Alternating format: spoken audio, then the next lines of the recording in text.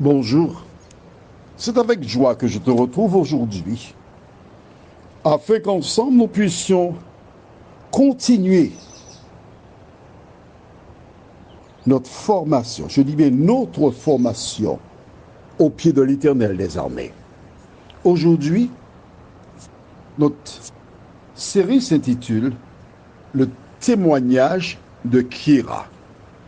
Kira est la fille d'une amie que j'ai qui se trouve en métropole de la région parisienne, qui vivait à fond la caisse dans le monde, comme tous les jeunes, comme beaucoup de jeunes. Mais à un moment, le Saint-Esprit a visité son cœur et elle a donné son cœur à Jésus. Tu auras l'occasion de mieux découvrir cela dans un audio qu'elle a réalisé spécialement pour l'édition spéciale. En attendant, prions, notre Seigneur et notre Dieu. Pourquoi faire ce témoignage? C'est ce que nous découvrirons ensemble à travers la parole. Que le Saint-Esprit continue de nous éclairer et qu'il nous fasse du bien au nom de Jésus et pour ta gloire éternelle. Amen. Prenons la Bible au livre de Marc, chapitre 5. Vois-tu, toutes les questions trouvent leur réponse dans la Bible. Et nous lisons les versets 1 jusqu'au verset 10. Et ils arrivèrent sur l'autre bord de la mer, dans le pays des Gadaréniens. Aussitôt que Jésus fut hors de la barque, ils verront devant de lui un homme sortant des sépulcres et possédé d'un esprit impur. Cet homme avait sa demeure dans les sépulcres et personne ne pouvait plus le lier, même avec une chaîne, car souvent il avait eu les fers aux pieds et avait été lié de chaînes, mais il avait rompu les chaînes et brisé les fers et personne n'avait la force de le dompter. Il était sans cesse, nuit et jour, dans les sépulcres et sur les montagnes, criant et se meurtrissant avec des pierres.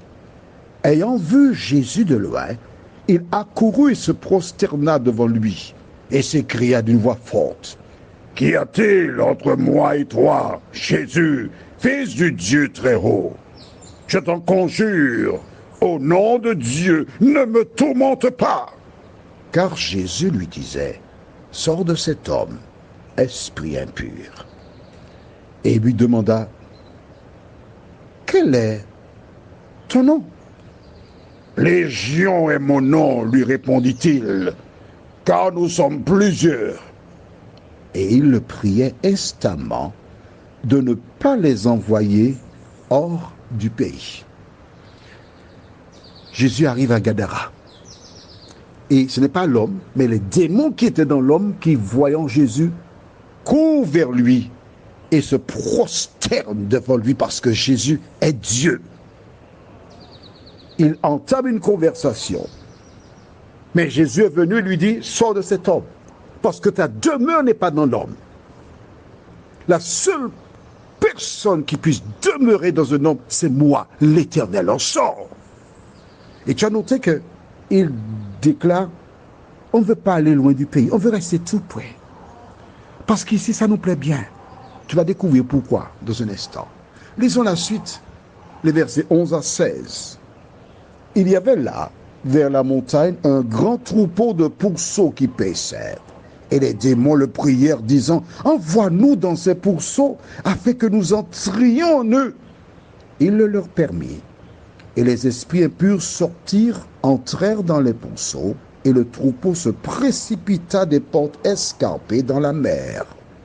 Il y en avait environ 2000, et ils se noyèrent dans la mer. Ceux qui les faisaient paître s'enfuirent et répandirent la nouvelle dans la ville et dans les campagnes.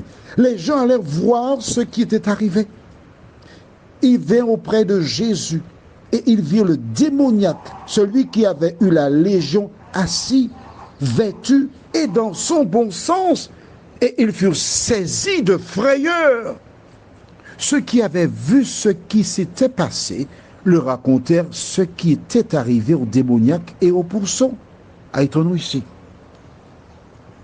Aussitôt que Jésus donne l'autorisation d'entrer dans les pourceaux, les démons s'y engouffrent. Et en un instant, les personnes qui font pète les pourceaux, que voient-ils? Ils voient les cochons qui commencent à courir. Alors, aux Antilles, lorsque les cochons bougent, on leur dit tcho, tcho, tcho pour les arrêter. Mais plus ils disaient tcho, plus les cochons accélérèrent. Et les cochons fonçaient vers eux, environ 2000 cochons. Ils se sont mis de côté, les cochons ont plongé dans la mer. Pouchoum, pouchoum, pouchoum, pouchoum, pouchoum. 2000 cochons de la mer. Mais qu'est-ce qui arrive aux cochons? Ils sont fous. Mais attention, un instant plus tard, ils regardent, tous les cochons sont morts. Or, va sur Google ou un autre moteur de recherche, tu verras que les cochons sont d'excellents nageurs. Pourquoi sont-ils morts? Je t'explique rapidement. Rappelle-toi, les démons disent à Jésus, ne nous envoie pas loin d'ici. Ils avaient déjà leur projet, mais n'oublie jamais que les démons ne peuvent pas être intelligents par rapport à Jésus. Dans leur tête, ils savaient qu'il fallait entrer dans les cochons, on va les envoyer à la mort, et les gens de la commune vont chasser Jésus parce qu'ils auront perdu le revenu. 2000 cochons. Imagine 2000 cochons à 100 € pièce, la somme que ça donne. Comme dit comme fait, les cochons sont morts. Ils ont appelé, ils sont partis dans la commune, dans toutes les ruelles. Ils couraient, criaient cochon, cochon noyé, cochon noyé, cochon noyé, cochon noyé. Les gens les regardaient, mais leur faciès était terrifiant. On voyait qu'ils avaient encore peur. Alors les gens sont descendus vers la mer. Le propriétaire des cochons, il tombait déjà dans les pommes. Il fallait lui donner du sel pour qu'il regarde la mer avec ses cochons tous face en l'air. Il n'y a pas moyen de sauver quelques-uns, faire au moins la réanimation artificielle pour... Maintenant, ils sont tous morts. Note bien avec moi au verset 15, avant le verset 15. Verset 14, à la fin du verset 14, les gens allaient voir ce qui est arrivé. La chose primordiale pour eux, c'était d'aller regarder les cochons. Ah, ils sont morts vraiment. Et quand ils ont fini de voir les cochons morts, ils ont été vers Jésus. Et que voit-il? L'homme qui souvent était nu, criant, se meurtrissant, il était là calmement assis, vêtu et dans son bon sens. Ils furent terrifiés. Ils comprirent alors que les démons qui étaient dans cet homme sont entrés dans les cochons. Et une fois que cet homme est transformé, il est revenu dans son bon sens. Mais quand même, 2000 cochons perdus, ah non, la note, non, c'est trop important. Mais non. Pour sauver un homme, on a perdu 2000 cochons, oui. Ah non, tu commences à comprendre? Pourquoi les démons disent, ne nous envoie pas loin d'ici? Lisons le verset 17. Alors ils se mirent à supplier Jésus de quitter leur territoire. Non, on est bon avec toi. Jésus, pars d'ici. D'accord, tu as délivré ça, mais quand même, tu aurais pu faire autrement. On a porté 2000 cochons et Jésus, non, va-t'en, pars. Voici pourquoi les démons ne voulaient pas aller loin de la ville. Ils étaient en train de dire à Jésus, nous préférons avoir les démons tout près de nous que toi. Toi, tu as interdiction de séjour. Prends ton petit bateau et va plus loin. Ils ont peut-être même chanté pour lui, va plus loin. Vois-tu, lorsqu'on dit à Jésus de partir, et je profite pour dire ça à toutes les personnes, tu es dans une relation où ton époux veut partir ou ton épouse veut partir, ne te bats pas avec la personne, parce que Dieu a créé les gens libres. Que fait Jésus? Verset 17 et suivant. Non, 18 maintenant. Comme il montait dans la barque, celui qui avait été démoniaque lui demanda la permission de rester avec lui. Jésus ne le lui permit pas, mais il lui dit, va dans ta maison, vers les tiens, et raconte-leur tout ce que le Seigneur t'a fait, et comment il a eu pitié de toi. Et il s'en alla, et se mit à publier dans la Décapole tout ce que Jésus avait fait pour lui, et tous furent dans l'étonnement. Waouh!